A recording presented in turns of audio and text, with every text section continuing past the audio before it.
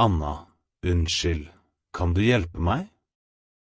Jeg skal reise til Bergen, men jeg litt forvirret. Anna, unnskyld, kan du hjelpe meg? Jeg skal reise til Bergen, men jeg litt forvirret. Erik, selvfølgelig. Toget til Bergen går fra spor 7, har du billett? Erik, selvfølgelig. Toget til Bergen går fra spor 7, har du billett? Anna, nei, ikke ennå. Jeg prøvde å kjøpe den på automaten, men den virket ikke. Kan jeg kjøpe den her? Anna, nei, ikke ennå. Jeg prøvde å kjøpe den på automaten, men den virket ikke.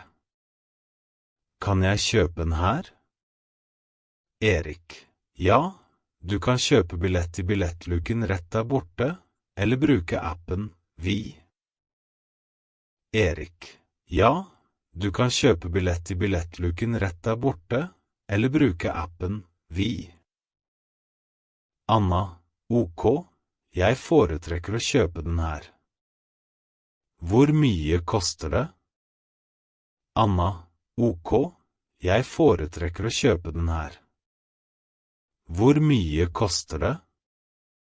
Erik, det kommer an på hvilken type billett du vil ha.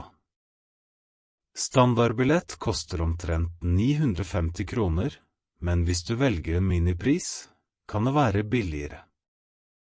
Reiser du i dag? Erik, det kommer an på hvilken type billett du vil ha.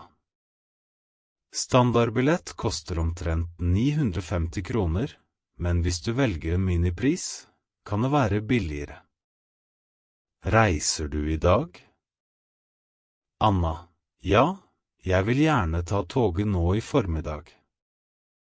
Anna, ja, jeg vil gjerne ta toget nå i formiddag. Erik, da har du kanskje ikke minipris tilgjengelig, men la oss sjekke. Erik, da har du kanskje ikke minipris tilgjengelig, men la oss sjekke. Erik, ja, det er fortsatt noen ledige plasser på toget som går klokken 11:02. Det tar omtrent 6,5 timer til Bergen. Erik, ja, det er fortsatt noen ledige plasser på toget som går klokken 11:02. Det tar omtrent 6,5 timer til Bergen. Anna, perfekt. Jeg tar den. Anna, perfekt. Jeg tar den. Erik, ønsker du vindusplass eller midtgang? Erik, ønsker du vindusplass eller midtgang? Anna, vindusplass, takk. Jeg vil gjerne se landskapet. Anna, vindusplass, takk. Jeg vil gjerne se landskapet. Erik, da har du plass 42 ved vinduet. Her er billetten. Toget går om 30 minutter fra spor 7, vær der i god tid. Erik, da har du plass 42 ved vinduet. Her er billetten. Toget går om 30 minutter fra spor 7, vær der i god tid. Anna, takk skal du ha. Finnes det en kafévogn på toget? Anna, takk skal du ha. Finnes det en kafévogn på toget?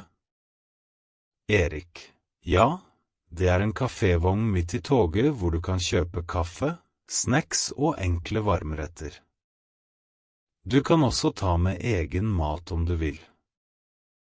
Erik, ja, det er en kafévogn midt i toget hvor du kan kjøpe kaffe, snacks og enkle varmretter. Du kan også ta med egen mat om du vil. Anna, bra. Jeg har med noen smørbrød.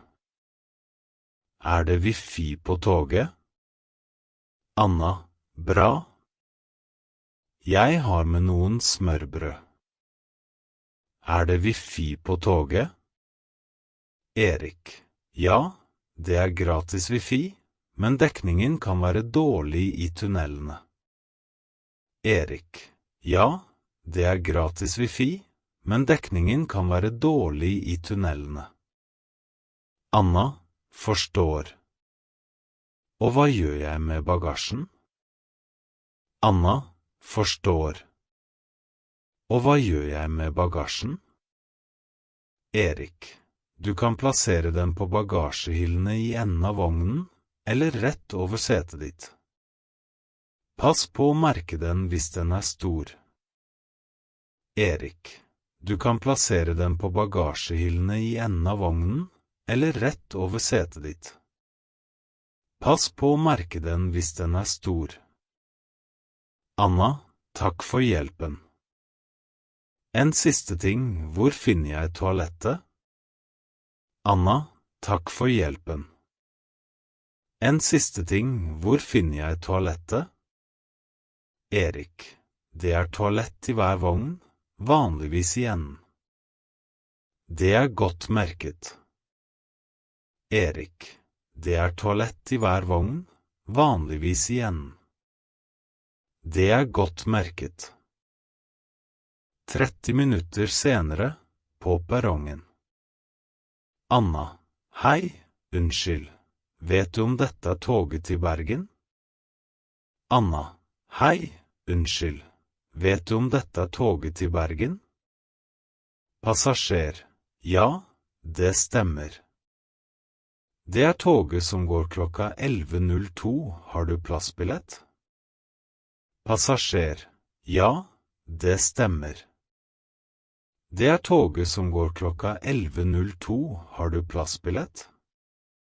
Anna, ja, jeg har plass 42 ved vinduet. Anna, ja, jeg har plass 42 ved vinduet. Passasjer, da det i vogn nummer 5, litt lenger fremme. Passasjer, da det i vogn nummer 5, litt lenger fremme. Anna, tusen takk. Anna, tusen takk. Konduktør, hei, kan jeg se billetten din? Konduktør, hei, kan jeg se billetten din? Anna, ja, her den. Anna, ja, her den. Konduktør, takk. Alt i orden. Vi kommer til å ha stopp i Drammen, Hønefoss, Gol, Geilo og Voss før vi ankommer Bergen. Reisen tar ca. 6,5 timer. Konduktør, takk. Alt i orden. Vi kommer til å ha stopp i Drammen, Hønefoss, Gol, Geilo og Voss før vi ankommer Bergen. Reisen tar ca. 6,5 timer. Anna, flott. Jeg gleder meg.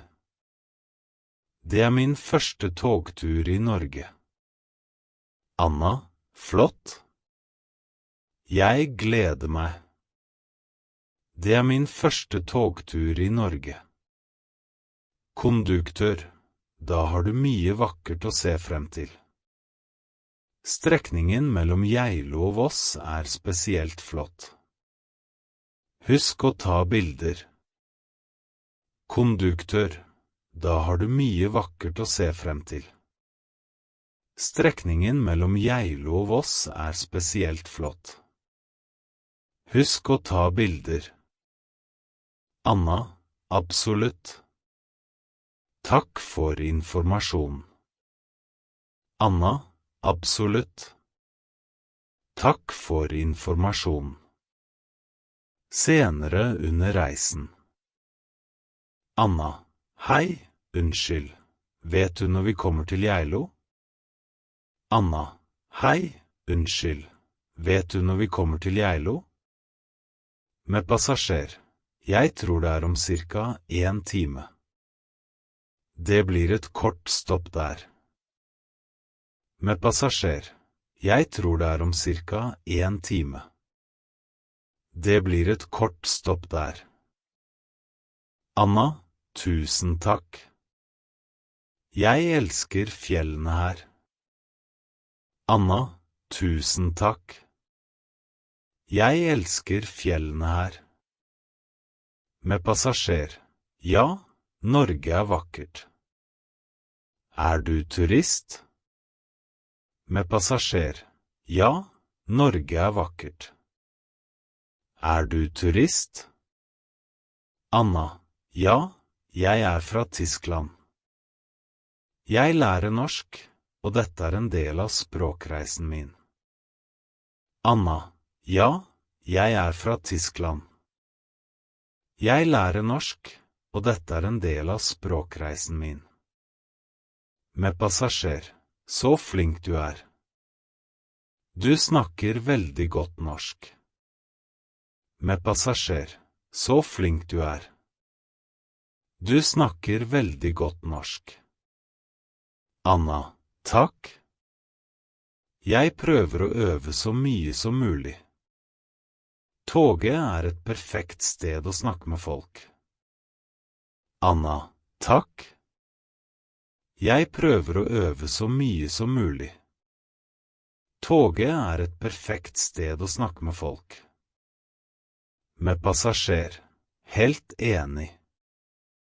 Velkommen til Norge. Med passasjer. Helt enig. Velkommen til Norge.